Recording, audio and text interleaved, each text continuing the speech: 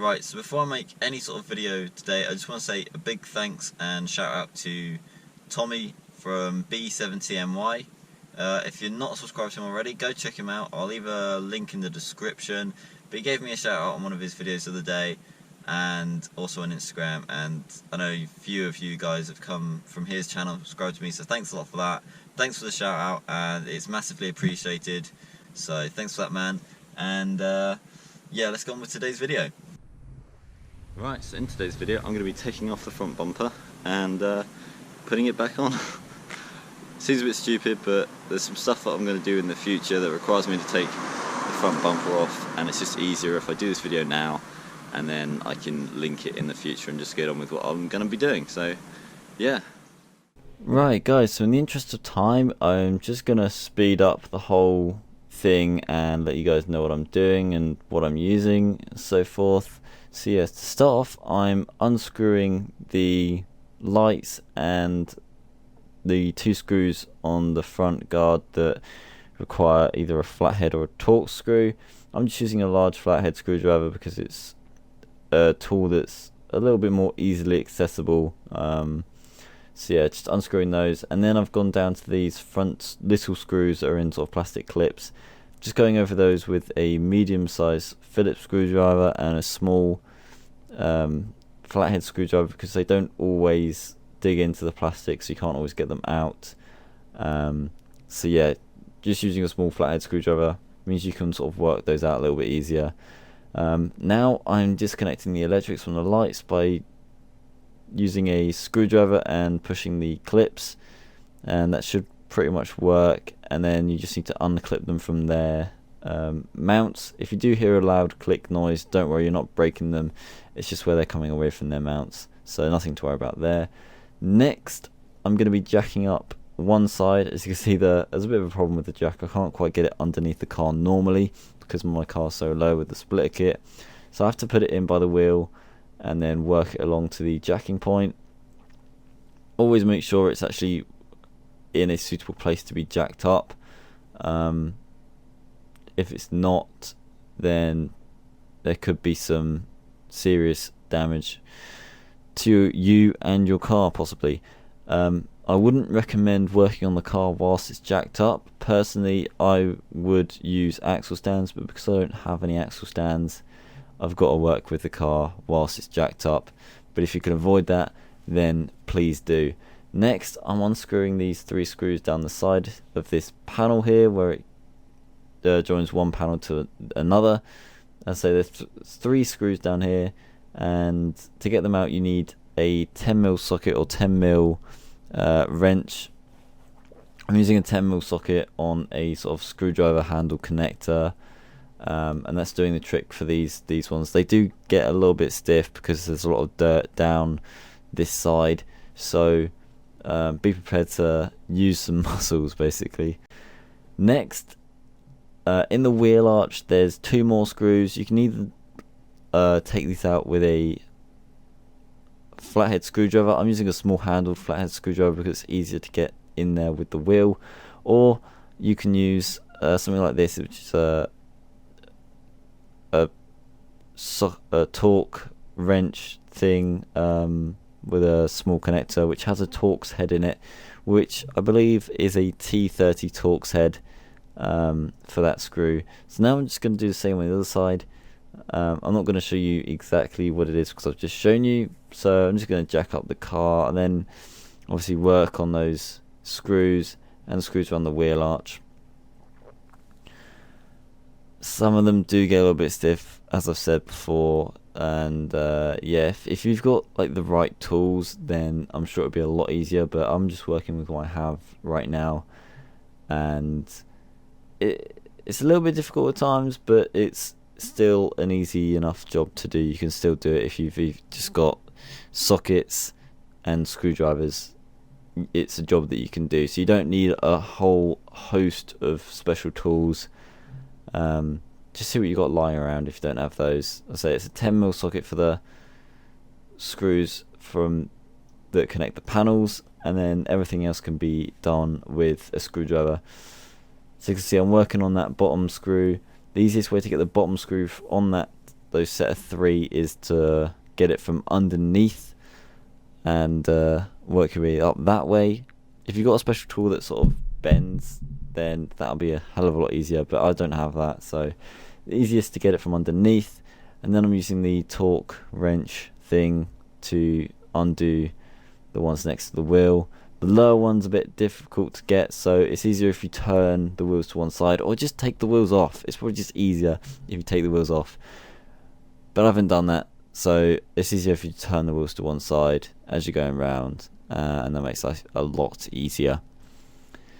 Next is the last thing that connects the bumper to your car, I would say, is there's these little plastic clips underneath which are on the splash guard, and they connect to the bumper underneath. I believe there's only one that actually connects to the bumper, but I've undone them both anyway. It's a little bit hard to film because they're underneath the car and they're quite hard to get at. If you do lie directly underneath the car,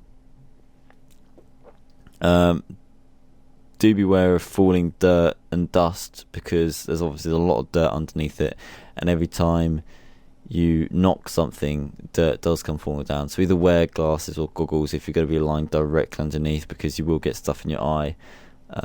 That's why I'm working just outside of the bumper so I don't get stuff in my eye. Even then, you do get the odd bit of dirt that comes coming your way, so do beware of that. Always be careful, and then just do that on the other side, and that's that pretty much done. Next, the bumper will just look like it's falling off, and that was the last thing that was really connecting it.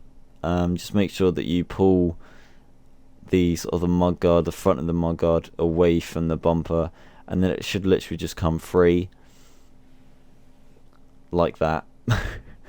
And then you can pretty much just pull it straight off, but don't pull it too far because you will still have the fog lights connected.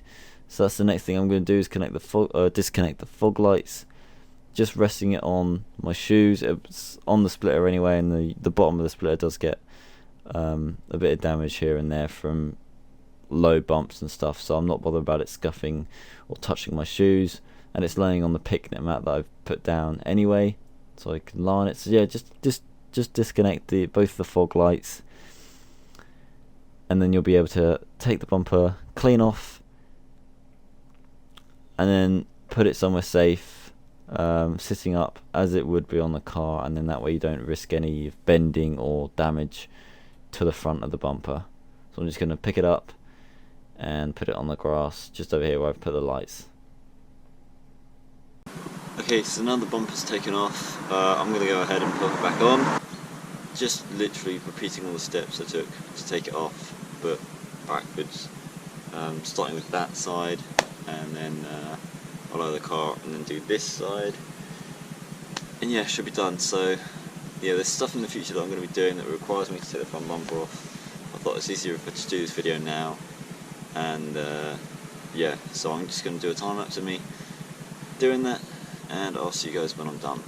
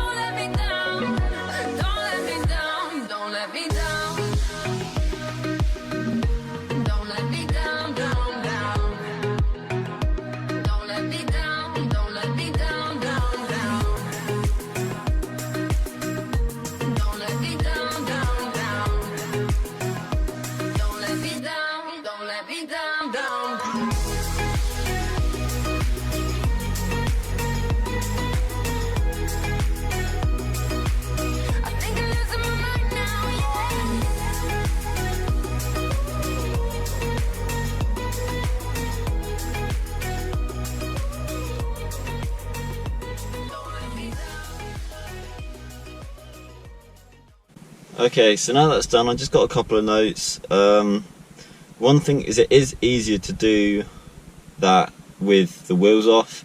It's easier to get to the screws sort of in the wheel arch.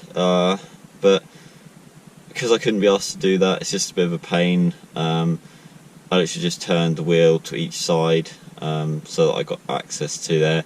So you can do that if you want. I do recommend, if you do have the car jack types, to not leave it on a jack. If you've got axle stands, please use them. It's a lot safer. I don't have axle stands, so that was a bit of a problem, but if you can get your car up, then please do that.